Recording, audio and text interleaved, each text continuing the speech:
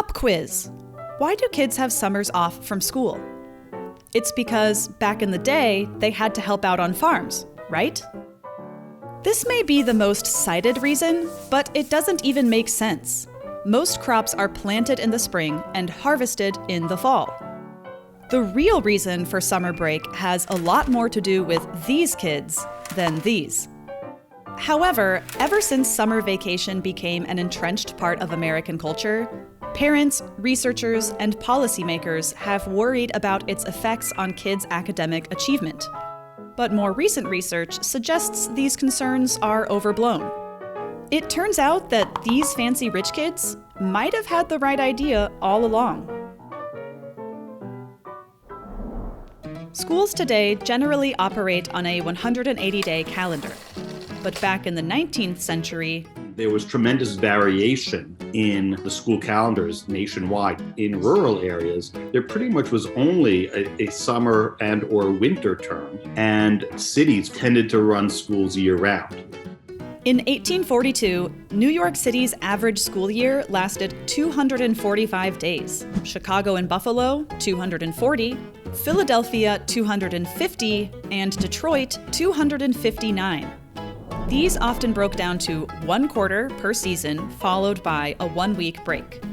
Meanwhile, the winter and summer terms at most rural schools lasted just 2 to 3 months. The average total instruction in Michigan in 1842, for example, was a scant 4.6 months. And schools being open didn't often translate to actual attendance. School wasn't compulsory, so many kids in both rural and urban areas attended only when they could, around the labor needs or vacation plans of their families. So how did we go from this patchwork system to the one we have today? A number of school reformers in the mid and late 19th century, they wanted, among other things, a very sort of standardized educational experience. You could see it as a kind of humanitarian impulse to provide schooling as a means of opportunity for every kid, no matter their background. From a more cynical but no less true standpoint, you can see it as an effort to really exert control over the sort of incipient working class and immigrant working class, particularly in the cities and larger towns, by creating an institution that would help acclimate them. And acclimate them is probably an overly generous term that would really assimilate them into kind of mainstream white Anglo-Saxon Protestant America. In 1814, the New York State Legislature mandated that schools be open for at least 3 months per year to access public funds. They increased that requirement to 4 months in 1838, 6 months in 1860, 7 months in 1864, and finally, 8 months in 1889. As the superintendent of New York schools put it in 1843, "My convictions are that the evils of long vacations will never be removed until 8 months school, taught by a qualified teacher, is required to entitle districts to receive their proportion of public money. This will strike at the root of the evil." And when did they want those 8 months to occur? Certainly not summers. In the summer, it's very often girls age or young women of ages 16, 17, 18 teaching classes. And so they were seen as a lesser body of teachers than the schoolmasters of the winter term. Meanwhile, in cities, reformers focused on reducing the lengthy school years. Popular medicine at the time warned against the effects of overworking. One periodical warned that kids would grow up puny, lank, pallid, emaciated, round-shouldered, and thin-breasted, all because they were kept at study too long.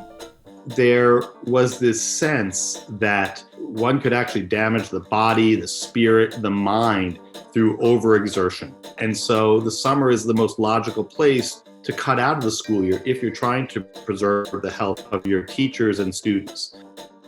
The threat of disease also hung over the hot and crowded cities.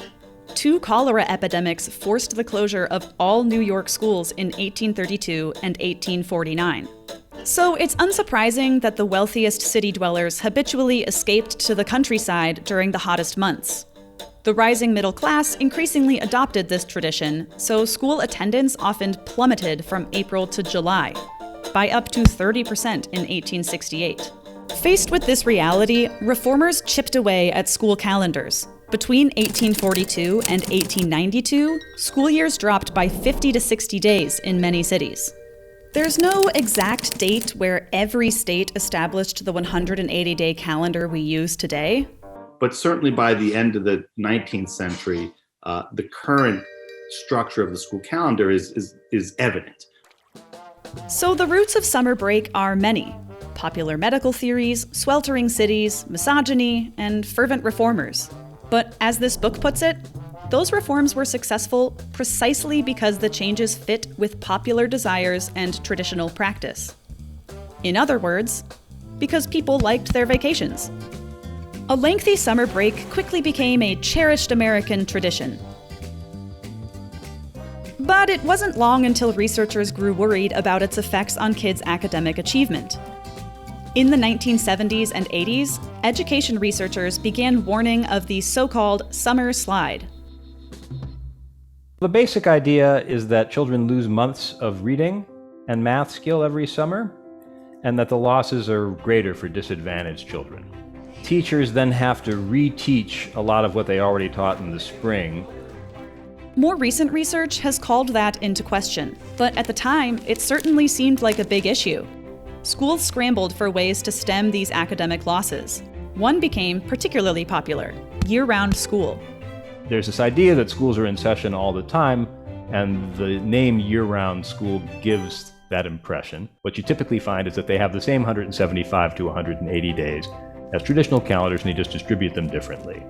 Most year-round schools go 9 to 12 weeks in school, followed by a 2 to 4 week break, with a shorter summer of 4 to 6 weeks. Many states, especially California, adopted these calendars. The number of year-round public schools grew from 410 in 1985 to 3,700 by 2012. For a while, it seemed to work. A 2003 study noted a small rise in test scores for all children, particularly lower-income kids. But when researchers used more modern tests, they found different and disappointing results. And the general finding from these things is that the calendars don't increase achievement. And in some cases, they even seem to reduce achievement just a little bit, maybe a percentile point or two. Second pop quiz. If year-round school doesn't combat summer slide, what does? Trick question.